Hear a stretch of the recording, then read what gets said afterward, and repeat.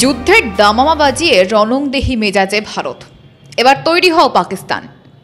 ভারতীয় সেনাবাহিনীকে পূর্ণ স্বাধীনতা মোদির। এবার কথা হবে না, শুধু অ্যাকশন হবে। সত্যি কি তবে যুদ্ধ বাঁধল বলে?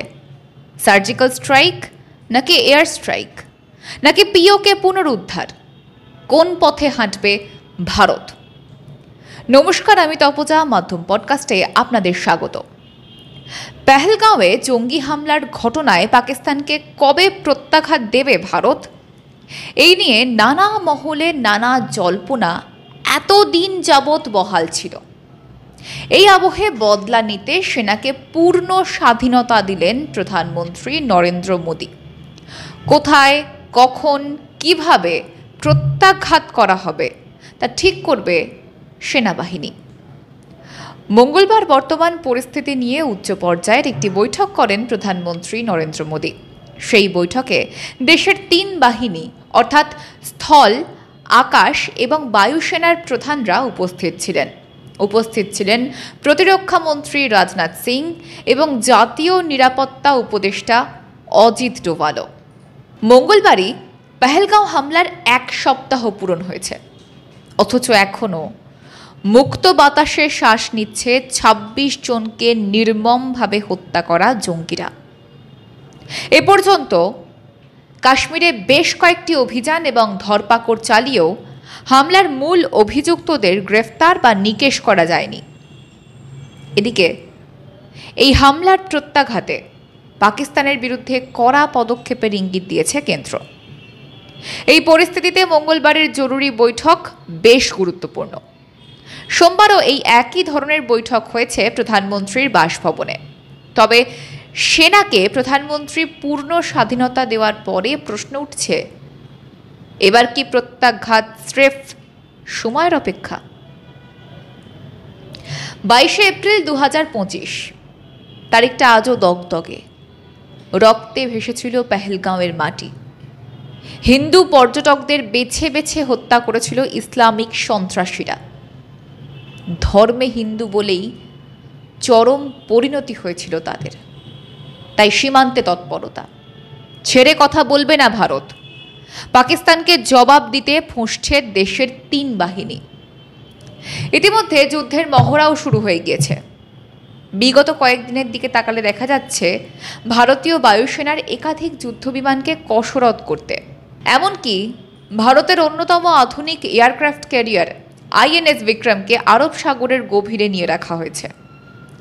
পাশাপাশি ভারতীয় সেনাবাহিনীও ইতিমধ্যে ময়দানে নেমে পড়েছে। রাজস্থানের থর মরুভূমিতে বিশাল সামরিক মহড়া চালানো হচ্ছে। একেবারে ট্যাঙ্ক, মিসাইল নিয়ে শুরু হয়েছে এই মহড়া। দেখুন, কূটনৈতিক স্তরে পাকিস্তানের বিরুদ্ধে একাধিক কঠোর পদক্ষেপ নিয়েছে ভারত। রদ করে দেওয়া হয়েছে সিন্ধু জল চুক্তি, নেওয়া হয়েছে আরও একাধিক ব্যবস্থা। সেই সঙ্গে জঙ্গি নিধনের সেই অভিযান চালানো তাও কিন্তু বহাল রয়েছে।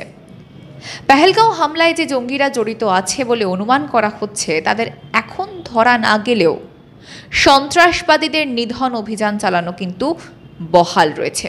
খুঁজে খুঁজে বের করা হচ্ছে সেই সমস্ত জঙ্গিদের।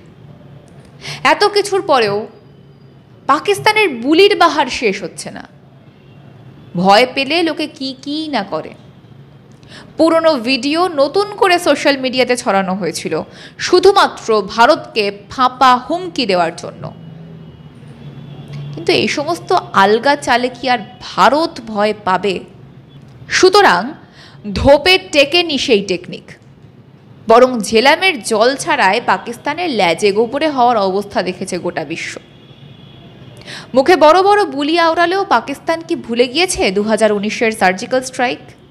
ভুলে গিয়েছে এয়ার স্ট্রাইকের ইতিহাস? নাকি ভয়ে হাঁটু কাঁপছে বলেই বুলি দিয়ে ঝাঁঝ মেটাচ্ছে?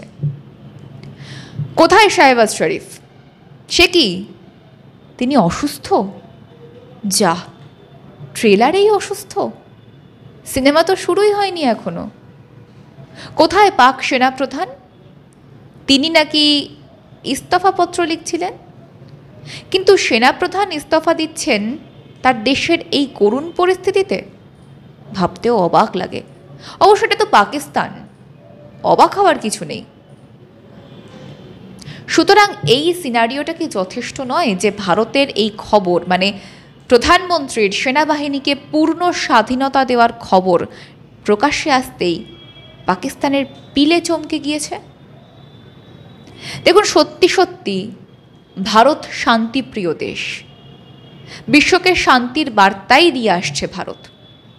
কিন্তু ভারতের ঘরে ঢুকে নিরীহ মানুষদের যারা হত্যা করে যাবে, তাদের আর যাই হোক, পঞ্চব্যঞ্জনে রান্না করে তো জামাই আদর করা হবে না, তাই না? সোজা কথা, সাফ কথা।